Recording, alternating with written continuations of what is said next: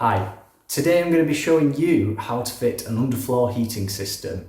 I'm going to be laying out the different steps and I'm going to be showing you how to keep costs low so we can keep the underfloor heating system affordable. The system I'm going to be fitting is the electric Prowarm Progrid system, and I bought this from the underfloor heating store. Don't worry, I'm not on a commission from this company. I just thought they were very helpful in recommending products. They offered me technical support and they were very competitive on price.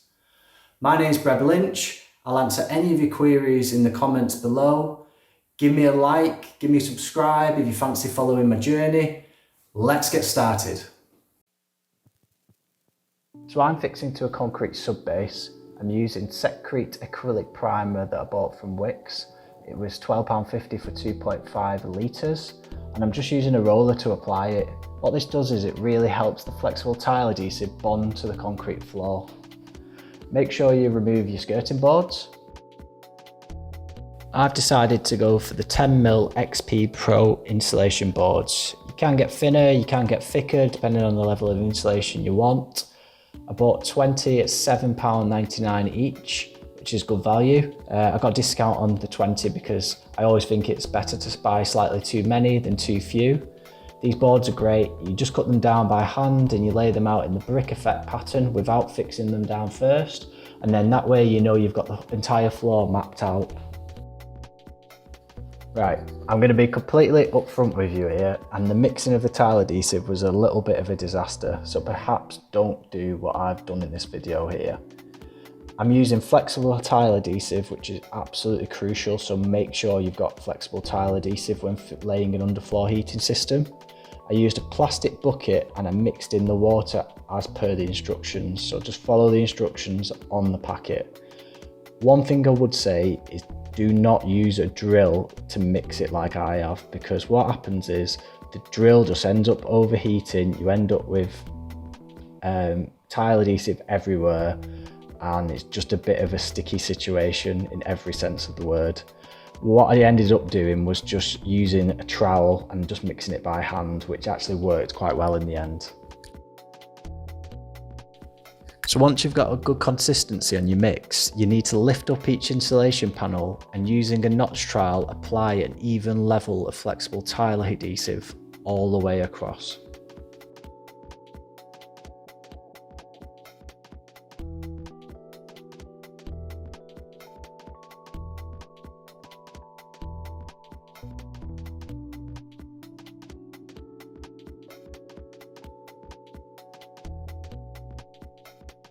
Once you're happy with that, fit your panel on top and apply some pressure. Again, I'm not claiming to be perfect, so try and avoid getting on your hands like I did, and perhaps don't look like so much of an absolute moron when you're trying to apply the pressure to the panels.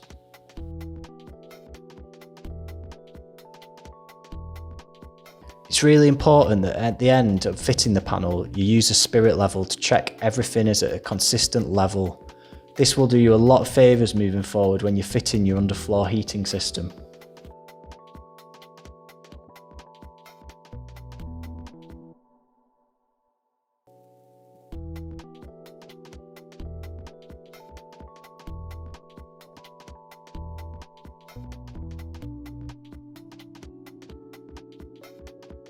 Once your insulation panels have set, it's time to prime the floor again. I used exactly the same acrylic primer, roller and bucket, and I just went around the floor very quickly and let that dry before the next step.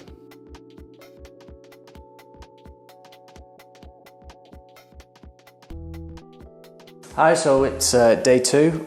We've got the insulation boards in, they're fixed down with the tile adhesive which we did yesterday, so they're good to go. Today we're going to be fitting the Prowarm Progrid mat. I'm going to be cutting this down to size with a knife and scissors, laying it out over the floor, and then I'm going to be fixing it down with tile adhesive, flexible tile adhesive that is. So this was a very similar process to the insulation boards. I laid them all out first and then I cut them down to size. That way I was absolutely sure that the whole floor was mapped out. The mats themselves were 1 metre by 1 metre and they cost £13 each.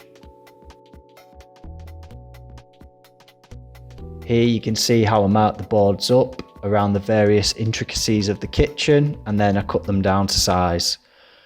I must admit, in terms of editing, I was kind of staggered at how easily the footage went together here, so enjoy it.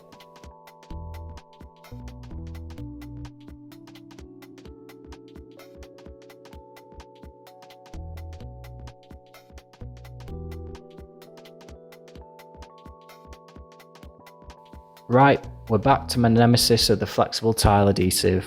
I'm not going to lie, this was by far the most difficult part of the process, fitting the Progrid Pro mats. As you can see, much like the insulation boards, I'm applying the flexible tile adhesive evenly, and then I'm fitting the mats down with some dubious pressure of the dance moves. Again, I'm making sure it's level to help our underfloor heating system at a later date, and I'm using a spirit level to do that. The issue I encountered is the edges of the mat are inconsistent, which makes it really hard to line the mats up. It's absolutely crucial that your plastic circles line up so that your underfloor heating wire can line through and travel around the room.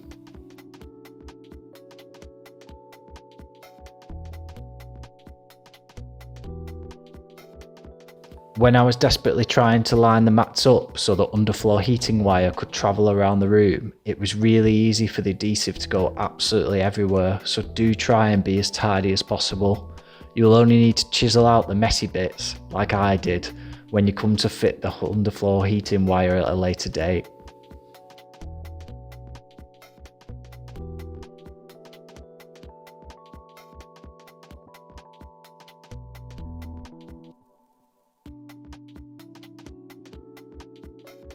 Hi, so what we're going to be doing now is we're going to be testing the wire just to check that everything's in working order. So I've got my voltage meter, I've got it set to 200 ohms, you can see it there. I'm going to touch the wires together to reset it to 0. There we go.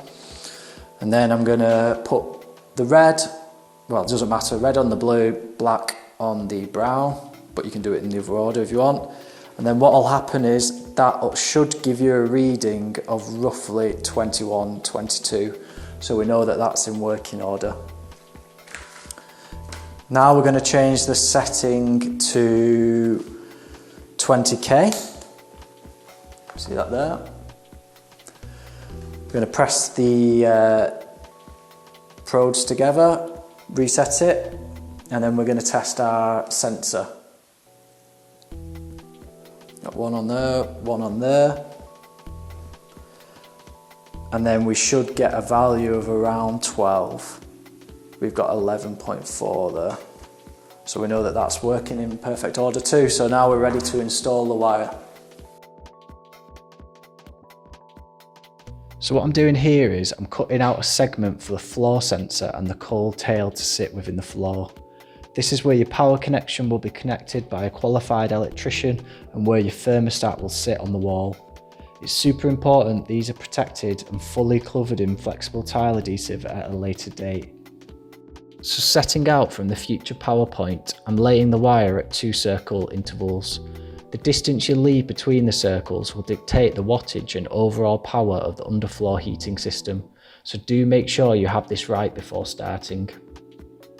The wire costs £316, so this was a major part of the underfloor heating budget. That said, we did decide to go with a more powerful system given the cold climate in the Scottish borders. As you can see here, I'm having to chisel out the excess tile adhesive so the underfloor heating wire can run between the circles. It's really tedious, so do try and be as tidy with the tile adhesive as possible.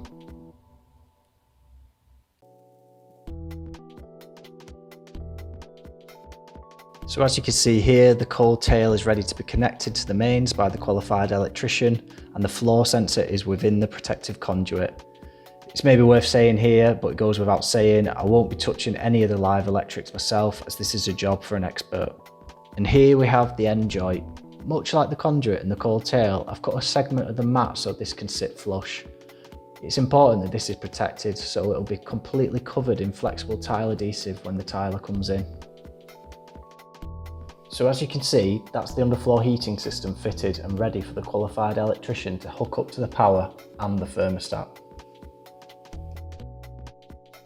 I've subsequently had the floor tiled, so I must apologise, but here's some slightly bad footage of the finished floor. As you can see, the underfloor heating system is completely concealed by the tiles, but it's still underneath there, ready to warm you up on those cold winter days. We decided to go for the Wi-Fi controlled thermostat, which was slightly more expensive at £100, but I think the benefits of being able to turn it on before you leave work, so you can get home to a warm house, is well worth the extra expense.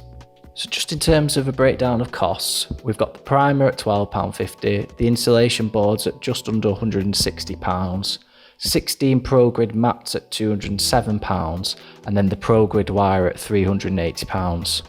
Sorry that was ever so slightly more expensive than I outlined earlier, but I had forgotten we'd increased the wattage slightly. So all in, with the thermostat as well, that comes to £860, which I think is very good value for a Wi-Fi connected underfloor heating system. Thanks very much for watching. I've been Breb Lynch. If you've enjoyed the video, give us a like. If you've got any comments, give us a comment, and I'll be posting more tutorials in the future, so give us a subscribe and follow my journey. Thank you.